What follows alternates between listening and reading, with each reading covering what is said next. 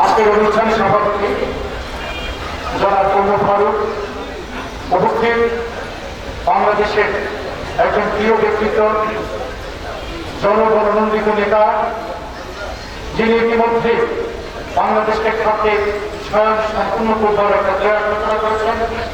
বাংলাদেশে আগে সেই ইতিহাস নাই। এক সময় মানুষ গঙ্গাবিদ্ধ, মানুষ অনাহারে অর্ধাহারে মারা যেত। আজকে দেখেন, আজকে কয়েক বছর যাবৎ এমন একটা চিত্র আপনারা দেখাতে পারবেন না যে একজন মানুষ মারা গেছে খাদ্যের অভাবে। বাংলাদেশে এখন আর খাদ্যের কোনো অভাব নাই, খাদ্যের কোনো ঘাটতি নাই।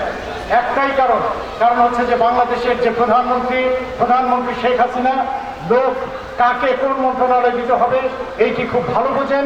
তিনি মাননীয় মন্ত্রী হিসেবে কামরুল ইসলাম এমপিকে দায়িত্ব দিয়েছেন। এরপর থেকেই বাংলাদেশে আর কোনো খাদ্য ঘাটতি নাই। ইনশাল্লাহ এই সরকার যতদিন থাকবে, এই মন্ত্রী যতদিন থাকবে, বাংলাদেশে খাদ্য ঘাটতি হবে না। আজকে মানব কল্যাণ তরুণ সংঘ বাংলাদেশ সরকারের পাশাপাশি একটা স্বেচ্ছাসেবী সংগঠন হিসেবে এগিয়ে এসেছে। তারা দীর্ঘদিন যাবতীয় কাজ করে আসছে।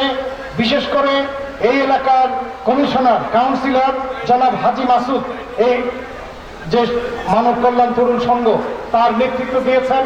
তিনি সংগঠিত করেছেন 70-80 জন তরুণদেরকে, যারা নিজেদেরকে এই মানব কল্যাণে ব্রত করেছেন, যারা ইতিমধ্যে অনেকগুলো অনুষ্ঠান করেছে। এবারও তারা চাইছে যে তারা একা ঈদ করবে তা না, তারা হাজার হাজার আত্মপীড়িতদের নিয়ে, হাজার হাজার দরিদ্র মানুষদেরকে নিয়ে তারা খুশি করতে চায়, ঈদের অনুষ্ঠানটা প্রতিপালন করতে চায়। এর প্রয়াসে আজকে তারা এই ব্যাপক আয়োজন করেছে। কমপক্ষে 1200 মানুষকে তারা যাতে ঈদ করতে পারে পোলাও চাল, জীবিত মুরগি, এরপর অন্যান্য যে ঈদ সামগ্রী, সেমাই, চিনি সব দিয়ে তাদের সঙ্গে তারা ঈদ করতে চায়। এটি একটি চমৎকার প্রয়াস। আর আমরা ধন্যবাদ দিতে চাই যে আমাদের আজকের অনুষ্ঠানের প্রধান অতিথি মাননীয় খাদ্যমন্ত্রী, তিনি এই ধরনের অনুষ্ঠানই পছন্দ করেন। তিনি প্রতিদিন, আপনারা জেনে খুশি হবেন, তিনি প্রতিদিন এই ধরনের অনুষ্ঠানগুলোতে যান। যত তার সময়ের যত বিপত্তি থাকুক, টাইম লিমিট থাকুক, তিনি এই ধরনের অনুষ্ঠানটাকে পছন্দ করেন। তিনি যখন আইন প্রতিমন্ত্রী ছিলেন, আপনারা চিন্তা করতে পারবেন না যে বাংলাদেশের প্রত্যেকটা আইনজ্ঞর খবর তিনি নিয়েছেন, প্রত্যেকে তিনি প্রমোশন দিয়েছেন, প্রত্যেককে কাউকে না কাউকে এজি বানিয়েছেন, ডিএজি বানিয়েছেন, পিপি বানিয়েছেন। যখন কোনো আইনজীবী অসুস্থ হয়ে পড়েন, যখন কোনো আইনজীবীর পারিবারিক অসুস্থতা দেখা দেয়, তিনি পাশে গিয়ে দাঁড়ান। বাংলাদেশে আমরা এমন নেতাই চাই যিনি মানুষের পাশে দাঁড়াতে পারেন।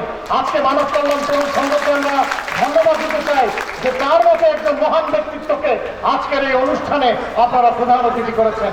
যাই হোক, আমরা বক্তব্য দীর্ঘায়িত করবো না, কারণ এখানে হাজার হাজার মানুষ উপস্থিত আছেন, তারা এই ঈদের সামগ্রী নেবেন।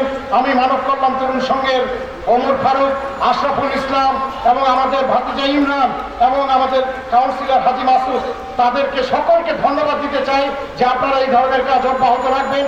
তাহলে গরিব আর গরিব থাকবে না। আমাদের যে সমতা, মানুষের যে সমতা, এটি প্রতিষ্ঠা করবে, যেটি আমাদের মাননীয় প্রধানমন্ত্রী চান, যেটি আমাদের আওয়ামী লীগ সরকার চায়। সবাইকে আবারও ধন্যবাদ জানিয়ে মাননীয় প্রধান অতিথিকে আমাদের এলাকায় আসার জন্য কৃতজ্ঞতা জ্ঞাপন করে বক্তব্য শেষ করছি। জয় বাংলা, জয় বঙ্গবন্ধু।